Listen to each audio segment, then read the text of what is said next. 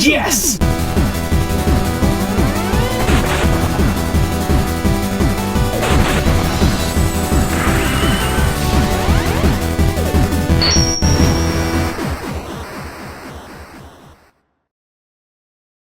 Warning, the following video will contain several jump scares from the various Five Nights at Freddy's games. If you've seen our other videos on Five Nights at Freddy's, you know what to expect. Hey everyone, and welcome back to another episode of The Completionist. And today, we have an awesome special guest here. He's one of my best friends in the YouTube space as well as in real life. I love this guy so much. He makes literally some of the best content on the planet. Everyone, please welcome back to the show, Matthew Patrick from Game Theory. Oh, you're talking about me! Who else do you think I'm talking about? I thought someone was gonna walk through the door and like, hey, it's me, I'm the special guest. Psych! Well, thanks, Gerard. I'm glad to be here, buddy. Absolutely, man. Of course. So, Matt, before we start today's episode, I do have to announce something kind of special today. Sure. We actually have two brand new t-shirts available right now at theyeti.com. The one we've got right now is what I'm wearing. It's called the Struggle is Real t-shirt, and it features not only the Five Nights at Freddy's franchise, but it showcases all the games we've completed on the show, as well as a few in the future, which you may or may not get when you look at the image of the shirt. We also have a brand new shirt called the Bearded Mantra. It was my special birthday shirt that was made back in January, and we're releasing it now in the public. And if you buy both shirts, you'll actually save some money, and you get some of these Mother 3 frog in a car stickers. These are awesome. You can stick them everywhere. Let's make them rain. I made it rain for a good solid second there. All those things available right now over at theyeti.com/thatonevideogamer. That was a really lengthy monologue there, Gerard.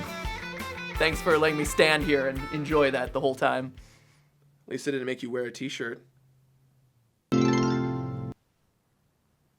You were saying? Sorry, I'm not sorry. There's no doubt that the Five Nights at Freddy's franchise has spawned a lot of great theories, fan art drawings, and more importantly, it created a community hell-bent on figuring out what exactly is going on over the course of these games. And so here we are. Scott Cawthon has managed to scare us one more time.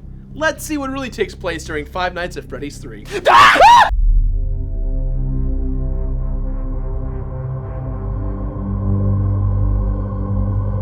Within the Five Nights universe, we've established that the story is all but straightforward. We've been given breadcrumbs after breadcrumbs to slowly piece everything together. And while the lore remains pretty cryptic up to this point, we're about to dive into an even deeper rabbit hole. The gameplay has fluctuated and the visuals have improved a fair amount between the games. The first game featured pretty basic controls, the second game spiced it up a fair amount, with the removal of doors, the addition of a flashlight, and a mask. Scott has done a very good job at keeping us on our toes. So here we are, another 5 nights, another location, another trip with some of our favorite animatronics. It's animatronic mixed with the word monster. Get it?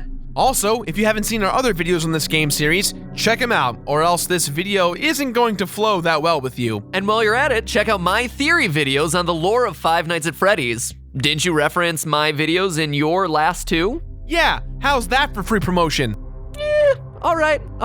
I forgive you for the shirt thing.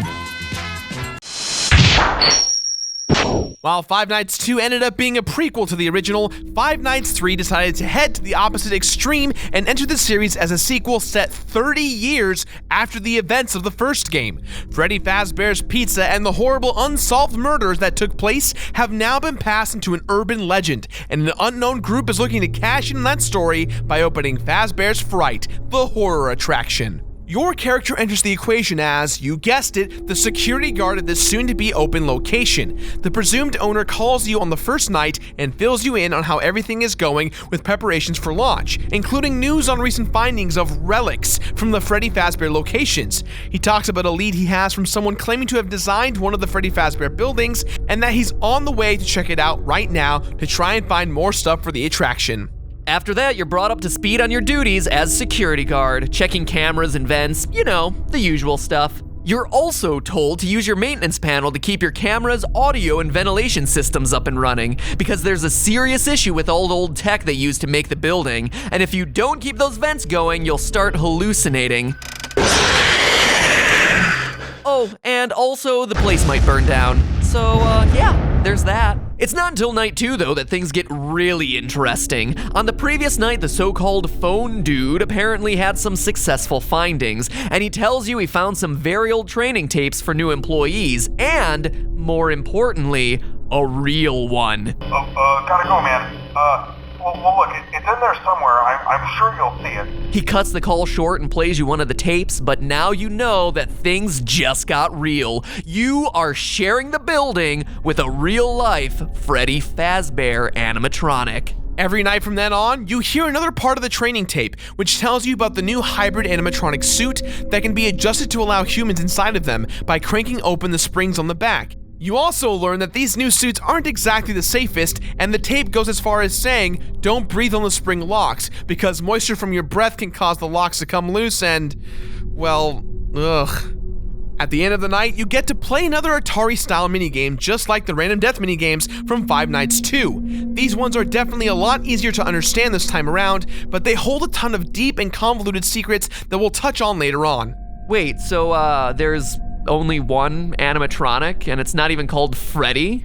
In the first game, we had 5 animatronics. The second one had at least, 10, 12? But Five Nights 3, we get 1? Okay, budget cuts. That doesn't seem to...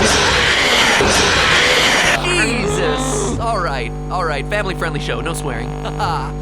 Whew.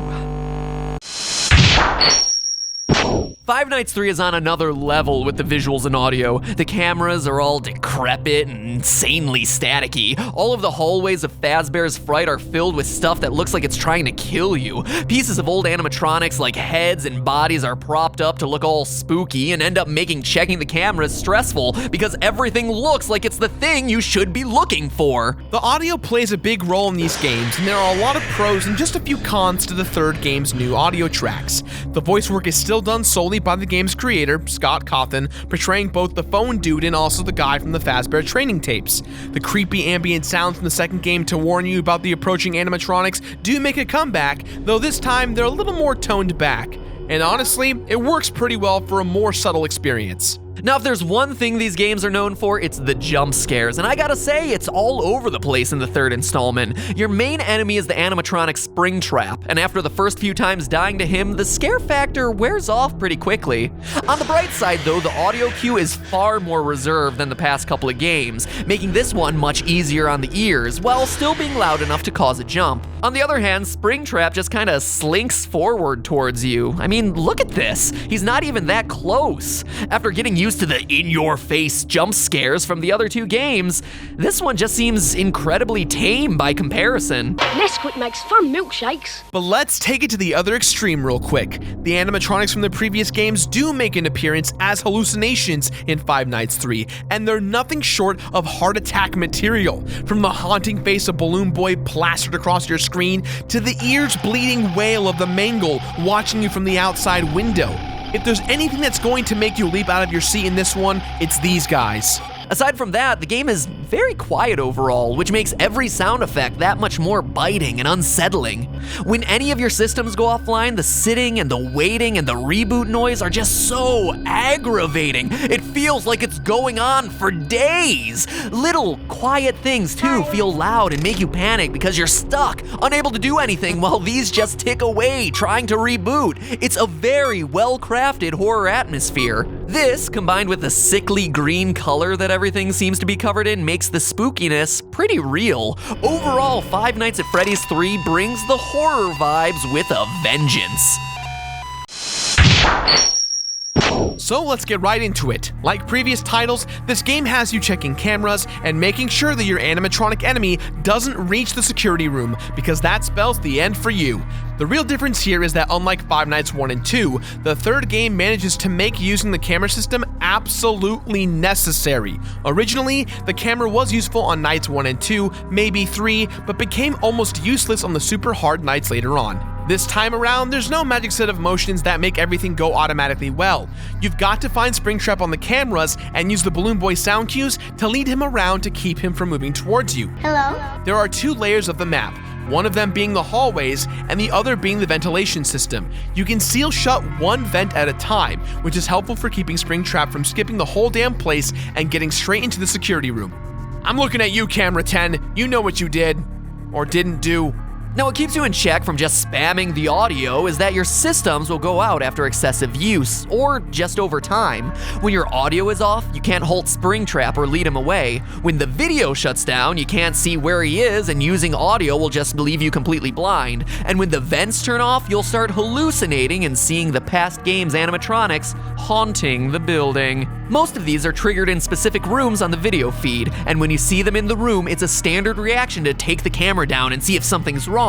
Doing this, though, just means that they're getting a free, loud as all get out jump scare right at your face, and depending on which one it is, they're automatically gonna shut down some of your systems. The proper way of dealing with this is simply to change to another camera before putting the monitor away, but that's easier said than done when you're frantically looking for Springtrap and making sure he isn't already right on top of you. And really, that's all there is to it. Granted, most of the fun in this game is trial and error and figuring out just how to do all of this on your own, so an explanation like this doesn't really do a blind playthrough justice. A big change to the cameras that makes the game harder in general is how slowly they transition. They used to be really quick with little to no crossfade, but now you have to wait a second or two to make sure the static clears, and you've got to get a good look of the room before switching again. Coupled with Springtrap's tendency to stay very well hidden, and you've got a rough combination on your hands. You'll need to try your best to really look for Springtrap, and just when you think you found him... Now, there's no challenge modes like in the second game, and there's actually not even a Night 7.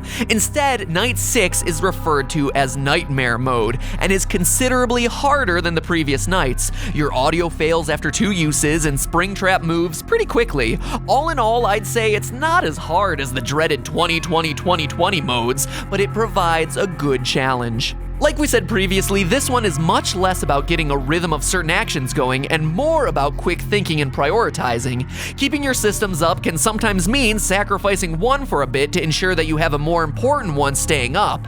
Usually, video takes the bottom priority for 2 reasons. 1, the ventilation can cause your vision to black out and Springtrap can attack you during those moments. And 2, the audio is your only tool to move Springtrap from one room to another. This means you'll need to know the path that Springtrap takes through the building, as well as timing to make sure you don't lose track of him. It gets pretty rough, but it lends to a more skill-based and strategic gameplay than ever before. Also, it's stressful as balls. The main gameplay aspect are the secret mini-games that take place in between each night, and they require certain tasks for you to do. But since those are kind of a spoiler to the story, let's head right into the next one. Oh God! Really? Another jump scare? Ah!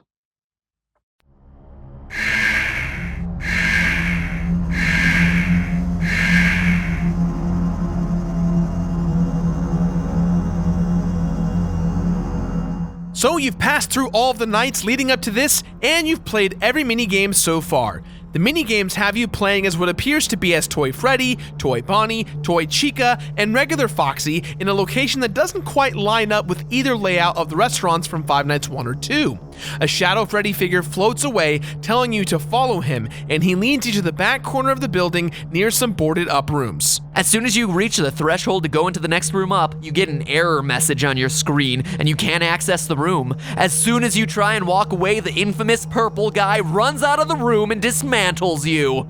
The 5th night is pretty brutal. You only get 2 audio usages before it goes offline, and the jump scares seem to be everywhere. There's definitely skill involved in this, but you'll be overwhelmed quite a bit. In the 5th and final of these games, you instead play as what appears to be a dead child or ghost. No Shadow Freddy shows up this time, but you head on up to the same room either way. Once inside, you find Purple Man and 4 other dead children. He appears to be scared of you and tries to avoid you and run away when you get near. After a moment, the purple guy runs over to the Spring Bonnie suit on the floor and gets inside. He takes a moment and laughs before the spring locks inside of the suit, presumably covered in moisture from the rain leaking through the ceiling, break loose and kill him. With the purple guy now dead, the ghosts disappear, the screen fades to black and... Wait, what? Bad ending? You see, there's actually 2 different endings in Five Nights at Freddy's 3. The bad ending is achieved for just playing through the game normally, but the good ending? Well, the good ending is gonna require quite a bit of explanation. So on every single night, there's actually a secret Atari-style minigame that you can find by performing certain actions hinted at the regular minigames. If you head left, then down again in any of these games, you'll come to this room, which will have hints to the actions you need to take in order to enter the secret minigames. These hints can be pretty vague, so here's how to do each game in detail. Start out on night 2, go to camera 8, and double-click on this drawing right here, a balloon boy on the left wall. This will trigger Balloon Boy's air adventure. This minigame can be accessed on any night and needs to be played several times in order to unlock the good ending. Start by collecting all 7 balloons in the starting area. Instead of heading to the exit, go to the platform above the exit and jump to the left out of the wall. Note that this only will open up after you have all 7 balloons initially. Fall down, and once you've landed, head to the right past the 3 crying balloon boys and jump into the last part of this room to collect the 8th and final balloon, ending the minigame. Now you want to head on over to camera 7. This one only works on night 2. On the player 1 buttons for the arcade cabinet, click the top left, top right, bottom right, and you'll start up Mangle's quest. Since you already did the 8 balloon ending of the previous game, all you need to do is collect the pieces of Mangle while avoiding this kid. Once all the pieces are collected, head over above the exit and jump out of the wall, just like last time. Fall down and head left once you're near this giant puppet silhouette. Jump up onto the balloon platforms and those will take you to a big cake under a crescent moon. Grab the cake to end the game, and then go back to Balloon Boy's air adventure. Now that you've gotten the cake, you can beat the Balloon Boy game for real. Clip out of the wall once again to the left and fall straight down to some new platform balloons. Simply jump over to the right and you'll find a ghost child standing by himself on a platform. Walk up to him, give him cake, and the minigame ends. Next up is Chica's Party. On night 3, you can find cupcakes with eyes on cameras 2, 3, 4, and 6. Click each of these to enter the Chica's Party minigame. Fall into the gap in the middle of the stage, then head left to find the ghost child. Simply jump up the balloons and give him cake. Alright, now we apologize in advance for this one. This is the one that gets a little more than convoluted, to say the least. Your hint for this game is 395248. On night 4, you need to click on the set of tiles on the wall in between the box of masks and the trash can in the room in front of you. It reads like a phone's dial pad, with the number 1 being the tile slightly covered up by the guitar.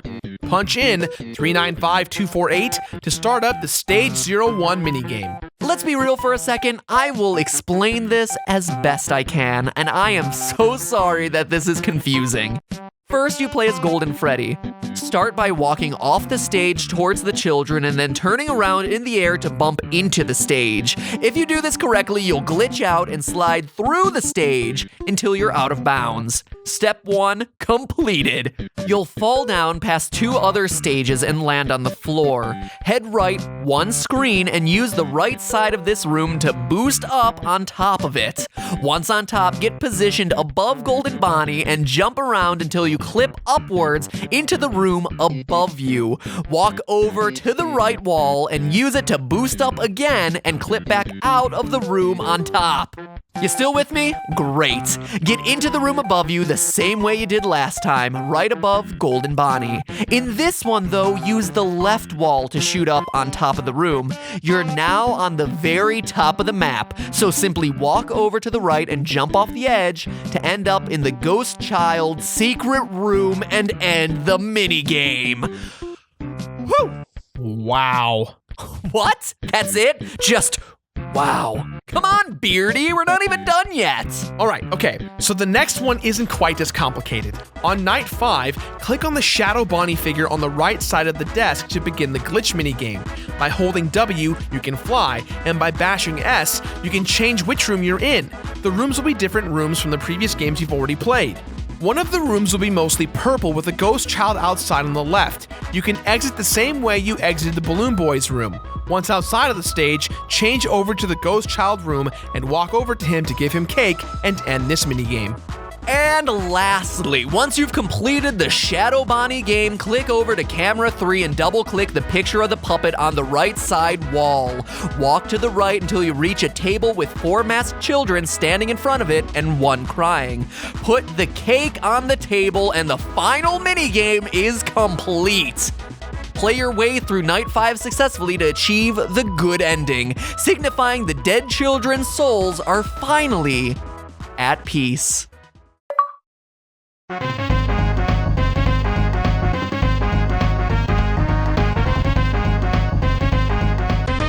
The check mark of stars on the main menu returns as our symbol for completion in this game. Beating the game with the bad ending gets you 1 star, unlocks Nightmare Mode, and a mini option menu labeled Extras. Nightmare Mode acts as the 6th night mode of this game, with the AI being that much more aggressive and scary. Beating this night, which is no easy feat, will get you another star and more extras. And finally, after doing all the minigames I just told you about and beating the game, the combination of achieving the good ending, the bad ending, and Nightmare Mode puts 3 gold stars on the main menu, meaning you've completed it. The extra menu will be fully accessible when you have all 3 stars. You get to view still images of Springtrap and all the animatronics, and even see their jump scares in action. Hooray! More jump scares! You also get a cheat menu with 4 options. Fast Nights is pretty self-explanatory, making the time move faster for the main game. Radar will show where Springtrap is on the map at all times, so you never have to go around and look for him. Aggressive will make Springtrap more difficult to deal with, allowing you to in essence create a makeshift Night 7 by turning on Aggressive and then playing Night 6. And finally, No Errors keeps all of your systems online at all times. Even though these bonuses aren't super great incentives to go all out, the game is so short that you don't really feel ripped off for putting in the effort to unlock everything, especially if you've already completed the other 2 Five Nights at Freddy's games.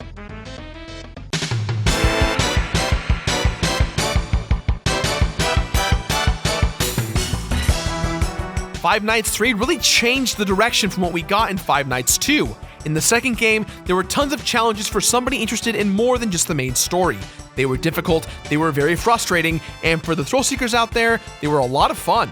Five Nights 3 tones it back and goes for more of a horror experience than a horror game. Completing Nightmare Mode pales in comparison to 420 mode or the upsetting 1020 challenge from previous games. Not to say that this one isn't rewarding, as the fleshed out story-based minigames and strategy-centric gameplay makes completing it all the more fun.